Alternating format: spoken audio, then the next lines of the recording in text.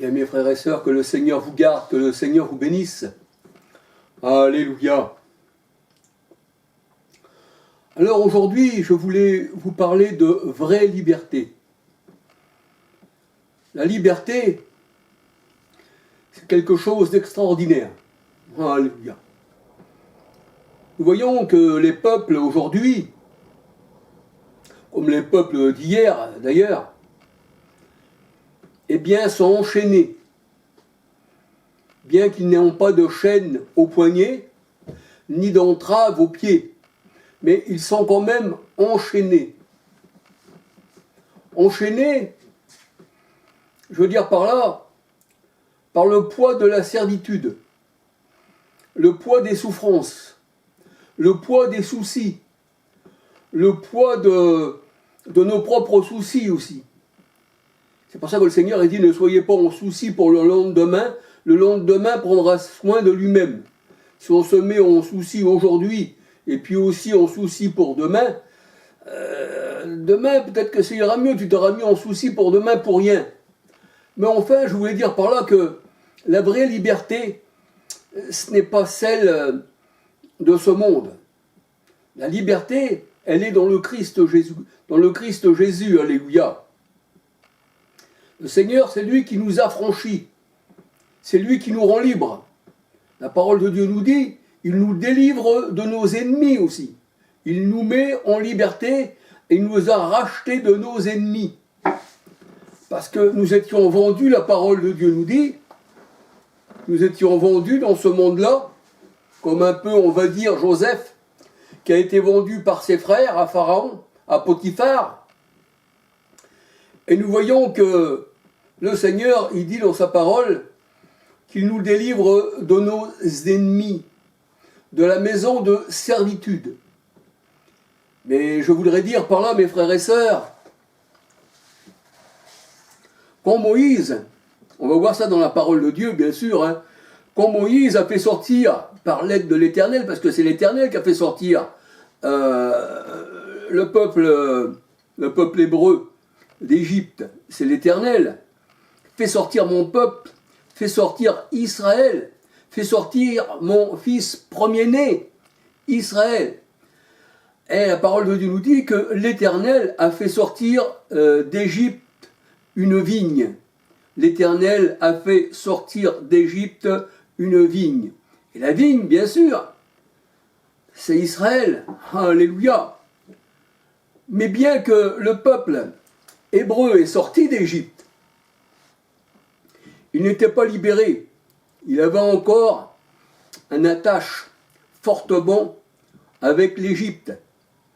Nous voyons que il y a Aaron, il fit un veau d'or. Voici ton Dieu qui t'a fait sortir d'Égypte. Il désignait, eh bien, le veau d'or. L'Éternel, c'est pas le veau d'or, non. Alléluia. L'Éternel, c'est la brebis. Alléluia. Et nous voyons que le peuple, c'est ce que nous allons voir dans les Écritures, eh bien, se mettait contre Moïse. Et il disait, tu nous as fait sortir d'Égypte. Et nous voici dans un désert affreux. Tu nous as fait sortir, alors qu'en Égypte, nous étions vers des marmites de viande. Et la marmite, dans la parole de Dieu, ça veut dire beaucoup de choses. La marmite, ça veut dire aussi Jérusalem. La marmite et la viande qu'il y a dans la marmite, ça représente les hommes. Et le bois qu'il y a en dessous, eh bien, ça représente le feu de la gêne. Alléluia. On peut retrouver ça dans la parole de Dieu, il suffit de cliquer et puis on trouve. Mais nous voyons aussi dans la parole de Dieu que, eh bien, les Hébreux voulaient retourner. On veut retourner en Égypte. Pourquoi tu nous as fait sortir d'Égypte? On veut y retourner. Donc ils se plaignaient parce qu'ils étaient sortis d'Égypte. Alors je veux dire par là, moi c'est pas un peuple libre qui veut retourner dans sa prison. Il a pris goût à la prison, puis il se plaît dans la prison, il a un lien là qui le tient et il ne peut pas s'en défaire, il veut y retourner. Mais la parole de Dieu nous dit, un seul peut nous enlever des liens que le monde nous a mis en fardeau, hein, il nous a mis un joug sur les épaules, le joug de la servitude. La maison bien de Pharaon. Pharaon, bien, je peux dire que c'est le chef du monde en fait. C'est le chef du monde, Pharaon. Pharaon, comme on voit, c'était un tyran en fait. Et nous voyons que c'est l'Égypte. Et l'Égypte, nous voyons que même sur la monnaie américaine, le 1 dollar, vous avez un triangle qui représente bien l'Égypte. Eh oui, c'est l'Égypte. Et nous avons aussi un homme qui était un président français qui s'appelait Mitterrand. Vous savez, si on décompose son nom, Mitterrand, son nom représente bien quand même quelque chose. Un mythe, hein, un mythomane, Mitterrand, veut dire quelqu'un qui ment, comme le parle le ment, hein, il ment. Et là, nous voyons que Mitterrand, en plus, il n'était jamais en place, il était errant. Et on va dire que c'était pas le chef des amis, on va dire, des pauvres, en fait. Hein, c'était l'ami des riches, en fait, hein, Mitterrand. Et nous voyons que Mitterrand, eh bien, à Cergy-Pontoise, il a mis les colonnes de Cergy-Pontoise, parce que moi je suis à côté de Cergy-Pontoise. Et là, il y a des colonnes, et plus bas, où il y a ces colonnes-là, où c'est que Mitterrand a fait construire ces colonnes, plus bas, là, il y a une pyramide, eh bien, que Mitterrand a fait mettre, hein, à côté des étangs de Cergy-Pontoise. Et nous voyons que Mitterrand aussi, ça se retrouve hein, sur les réseaux sociaux, vous trouvez ça, hein, le chariot égyptien de Mitterrand, vous mettez ça sur les réseaux sociaux, sur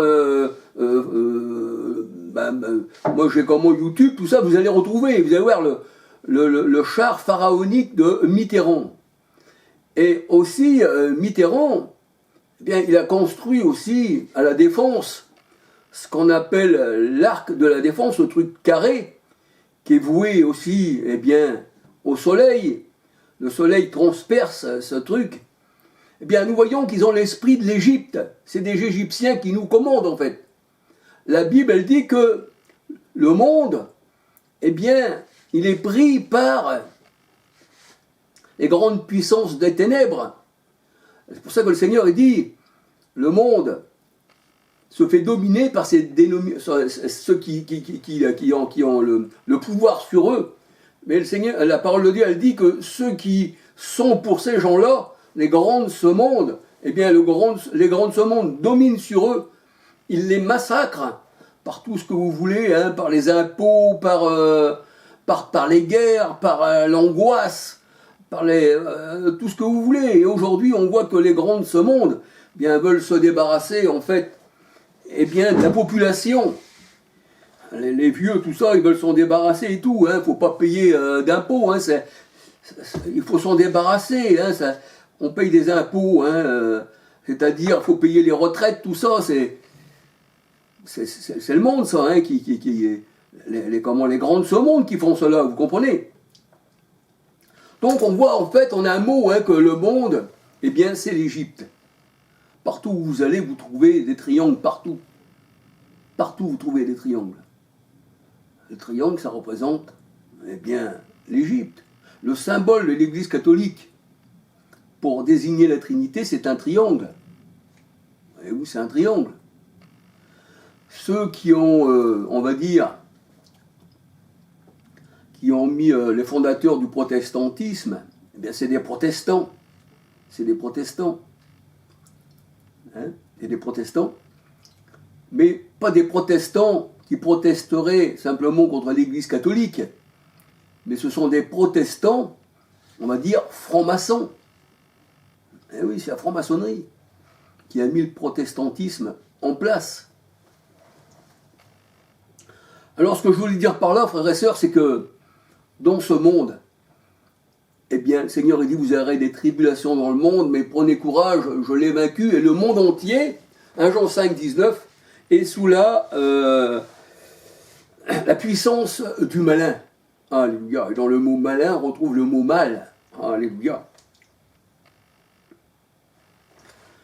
Alors, le peuple hébreu qui est sorti d'Égypte a-t-il été libéré de l'esclavage du Pharaon? Alors je dirais que non. Je dirais que non. Il n'a pas été libéré de l'esclavage.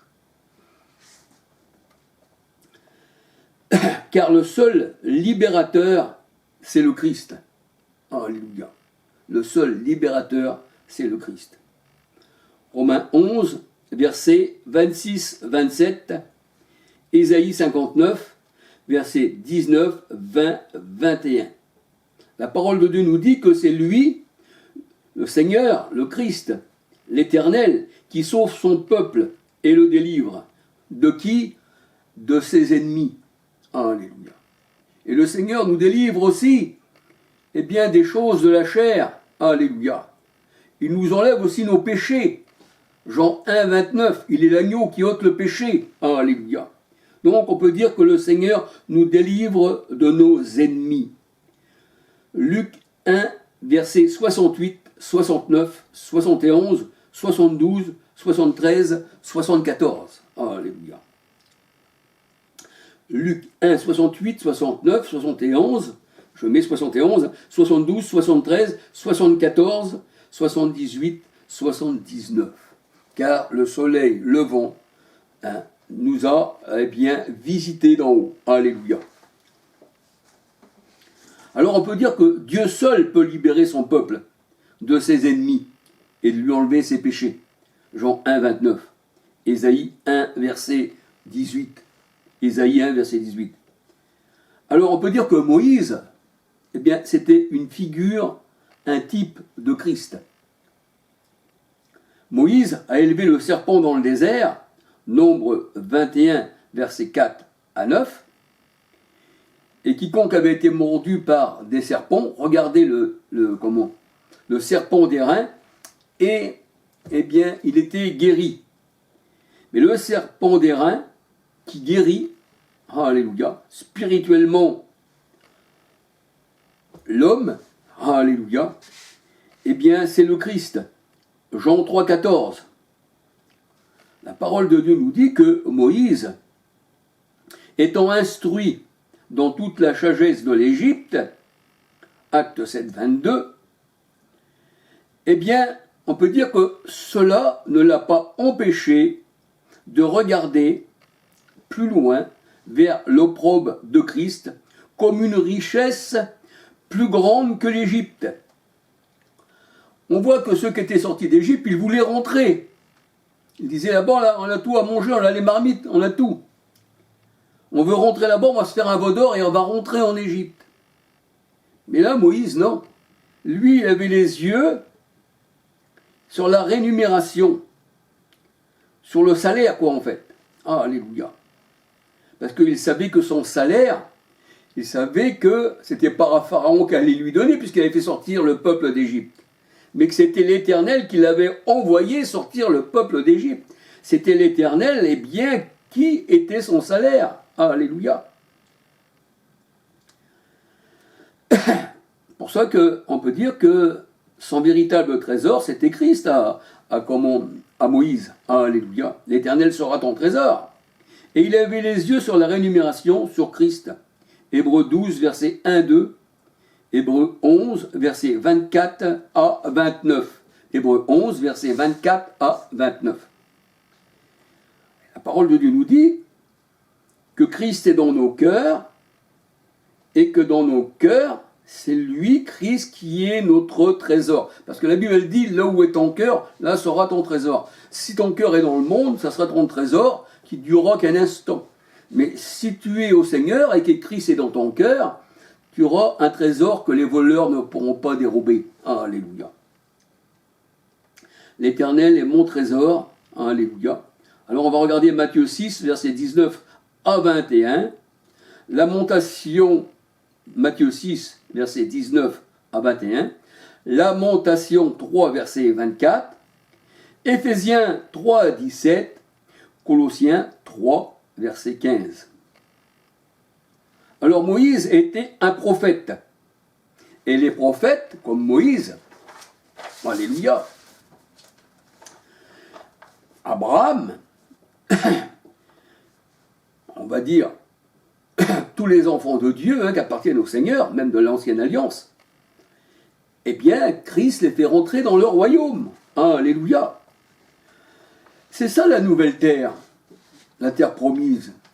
C'est Apocalypse 21, versets 1, 2, 9, 10. C'est l'épouse. C'est Galates 4, 26. C'est la nouvelle Jérusalem. Alléluia. Le trône de l'Éternel. Alléluia. Jérémie 3, 17. Le trône, Ésaïe 61, Ésaïe 66, Ésaïe 66, verset 1, oui. C'est ça. Hein, là, c'est l'épouse, en fait. Alléluia. Mais la Jérusalem d'en bas, qui est Canaan, qui est l'Égypte, qui est Agar, cette Jérusalem là où il y a protestants, catholiques, musulmans, ces trois religions qui s'y trouvent, ça n'a jamais été, eh bien, l'épouse du Christ, au contraire. Le Seigneur a trouvé la mort là-bas, sur la croix. Il est ressuscité, bien sûr, mais ils l'ont crucifié. Alléluia. Alors, Moïse, qui était prophète, Abraham, les prophètes, la parole de Dieu nous dit, eh bien, qui vont rentrer, qui sont rentrés, dans le royaume des cieux. Luc 13, 38.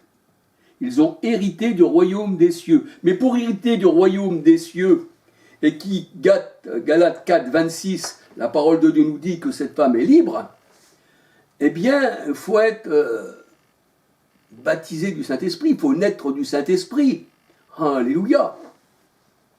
Alors, un homme ne peut rentrer dans le royaume des cieux s'il n'est né de nouveau. Jean 3, versets 3 à 8. Alléluia.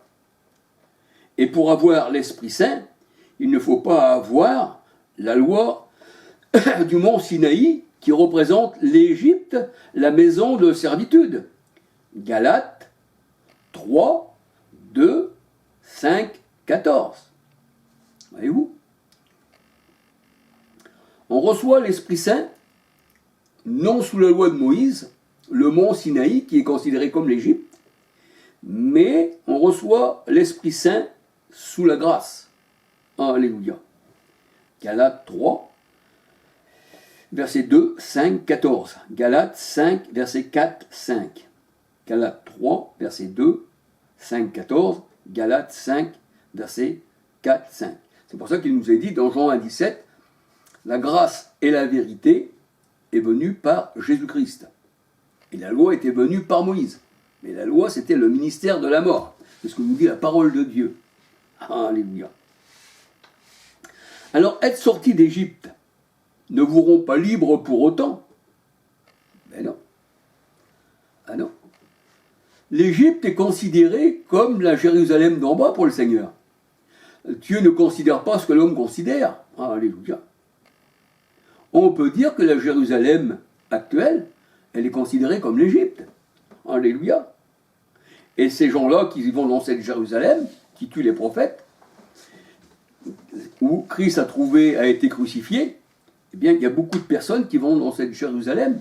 Ils n'ont pas les yeux ouverts, ils pensent que cette Jérusalem-là, eh bien, en fait, même quand on regarde, c'est du sionisme. Alors, être sorti d'Égypte ne vous rend pas libre, pour autant. Et c'est pour ça qu'on voit le peuple qui veut retourner en Égypte. Exode 16, verset 3. Ils aimaient bien la viande. Quelqu'un qui aime bien la viande, qui aime bien la chair, qui aime bien les légumes, on voit qu'il y avait Caïn et Abel. Caïn, lui, cultivait la terre. Il voulait présenter les choses de la terre au Seigneur. Tandis que Abel, lui, il voulait présenter une brebis au Seigneur. Et ça représente le berger. Et la parole de Dieu nous dit, Dieu, eh bien, agréa l'offrande de qui ? De Abel. Et il refusa l'offrande de Caïn. Parce que Caïn, il était terrestre. 1 Jean 3,12, il était du diable. Et Christ est venu justement, si on lit 1 Jean 3,12, même un peu plus loin, il est dit que le Seigneur, il est venu détruire les œuvres du diable. Caïn était un diable en fait. Alors là, on voit que Exode 16.3, hein, ils veulent retourner en Égypte parce qu'ils veulent des pots de viande, et puis ils veulent des légumes. Exode 32, versets 1 à 14. Ils se font le veau d'or pour retourner en Égypte. Lorsqu'ils réclamaient de l'Égypte, c'était de la chair. Hein. C'est pour ça que le Seigneur leur a donné dans le désert, il leur a donné de la chair. Hein, et la chair leur sortait par les narines. Ah, alléluia. Alors on peut dire que ces gens-là, ce sont des carnassiers. Hein. Ce sont des lions. Ah, c'est des faux prophètes, hein, ce sont des lions. C'est ce que nous dit la parole de Dieu. Comme tu aimes la chair, eh bien, tu es un carnassier. Tu peux être un loup, tu peux être un chacal, un rapace. Alors la parole de Dieu nous dit, hein, ce sont des lions. 1 Pierre 5.8. Mais pas des lions que vous allez trouver dans des cages ou dans la jungle, non. Les lions, ce sont des hommes dans la parole de Dieu, il faut bien comprendre. 1 Pierre 5.8, le Seigneur ne voit pas d'une manière que l'homme voit. Hein, alléluia, le Seigneur, il juge c'est spirituellement qu'on en juge. 1 Pierre 5.8, Sophonie 3, verset 3, Ézéchiel 22, versets 25 à 31.